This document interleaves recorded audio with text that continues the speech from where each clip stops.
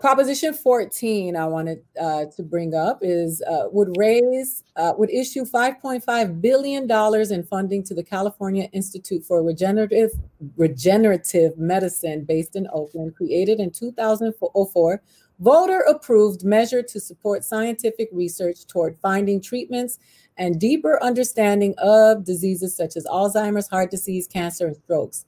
Since there is no longer a ban on federal funding for stem cell research, and even those, the Institute is funded with public money, it does not have any legislative oversight. So I will vote no on 14, but I wanted to ask you what you thought about it. Yeah, this isn't one of the ones that I had a super strong, feeling for. And it's also, I think, a great example of how these ballot initiatives, if you're just showing up on election day, you don't know anything about them, you read what it's about, you hear, it's money for research. And we're in a time where people are thinking about public health. More money for research seems good. But the fact that it's quite a bit of money, it's like $8 billion or something like that. There's no assurance that the profits that are generated by any products that come as a result of the research, that any money of that will be returned to the taxpayers. There's no assurance, and this gets to the lack of legislative oversight you were talking about. There's no assurance that any of the medicines or treatments or anything like that that come from the research will be made available at an affordable rate. It seems like hypothetically the funding would be good, but it needs protections to assure that the taxpayers actually get what they're paying for. And it doesn't seem like this has that. Okay. Proposition 15 is a so-called split roll initiative, would be a partial but major reversal of Proposition 13, which allows homeowners and commercial real estate owners to pay property taxes based on the value of the property that they own when they bought it, rather than on the current market value. If you are a homeowner, nothing about this measure will change your situation. But for some commercial and industrial real estate property owners, Prop 15 will change the rules so that property taxes will be based on current market values, with assessments happening every 3 years beginning in 2022.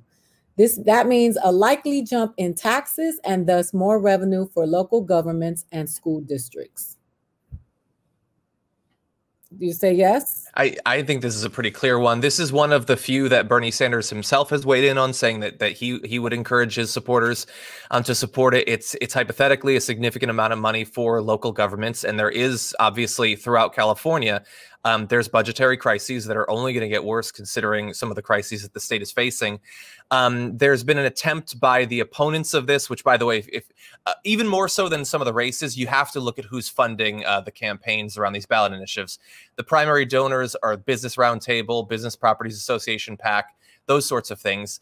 The vast majority of the revenue is going to come from the largest property owners. There was this attempt to make people think that this is going to hurt small businesses and things like that, but that's just not the way that the ballot initiative is created. So it seems like there's a potentially huge upside to this. Yeah, I totally agree with what John said. And I think, the one thing that I wanted to point out on this and really on all measures is for people to be careful with some of the pamphlets that they're receiving, because sometimes, we've all gotten like a bunch of pamphlets in our mail, and some of them have been fake. And some of them have endorsements that are not real. And particularly on this Proposition 15, there were some pamphlets that were alluding to homeowners having to pay more property taxes, which as you said, Aida, that's not true. Homeowners are not affected by this proposition. And so it's just important to, when you get those pamphlets, that you kind of double check them, like actually go on the internet and try to find some reliable sources, some of those voter guides that John had said, because I received one on Proposition 15 that I knew it was fake. It's interesting. They've been manipulating the language. You heard Donald Trump do it yesterday with how the minimum wage would affect small businesses. And I think that's a lot of times they gaslight each other with each other. So when they use, an example of the people who are afraid right now because they're in the middle of struggle. We're in the middle of this pandemic. People are financially you know, they're economically hurting. They're worried about their health. Healthcare is a shit show in this country. And then you have people who are always stoking their fears with language that emotionally moves them. So when we talk about these propositions, and when we talk about this stuff, where even Joe Biden said there is nothing documented anywhere where raising the minimum wage will affect small businesses.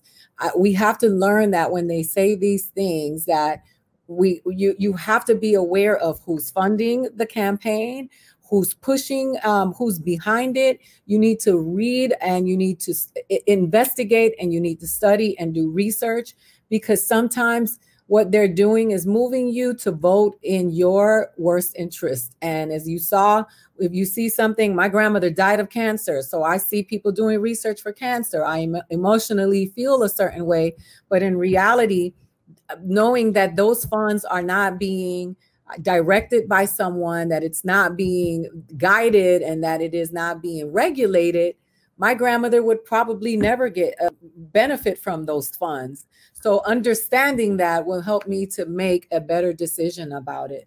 Proposition 16, women and racial minorities, especially Blacks and Latinos, have consistently been paid less and had less access to higher education than their white male counterparts. Proposition 16 is a crucial step to leveling the playing field. If passed, it would remove Proposition 209 from the state constitution, once again allowing public institutions to consider factors such as race and sex in education or employment if they so choose. A university would be allowed to accept or reject an applicant solely based on their race, but could consider race as a factor in a holistic review of the applicant's background, qualifications, and life experiences. And here is where my definition of being an ally comes in. It's when you're willing to lay down your privilege to create equity and equality for people of color, Black people in this country. I wanted to ask you about this one. Yeah, so I'm really excited about this proposition, and glad that it's on the ballot, because we have to remember the proposition, which right now I'm blanking out on the number, but that you mentioned would basically replace this from the Constitution. That proposition passed in 1996. And I just want to remind people just historically where we were around that time. It was around 1994, 1995, 6 and 7, where a slew of really racist propositions sort of took over California. That's around the time when Prop 187 was passed. That's around the time where bilingual education was banned in California, and it's been in the recent years. So in the last election, we voted for bilingual education to come back to California, and now we're voting for affirmative action to come back to California. And so I am really, really happy that, you know, not happy that it took 20 plus years for things to be reversed again. And that's why these propositions are so important, because they can literally impact our communities for decades and decades and decades. So it's been decades since California has been able to take into account race and gender and sex because of this really racist propositions that took over in the mid 1990s. And so I'm excited to see that California, this is back on the ballot, and I really, really hope that this measure passes. Yeah, this should be an incredibly easy one. California is one of only very small handfuls of states that have this sort of ban on the books right now. I think this is an easy one to support.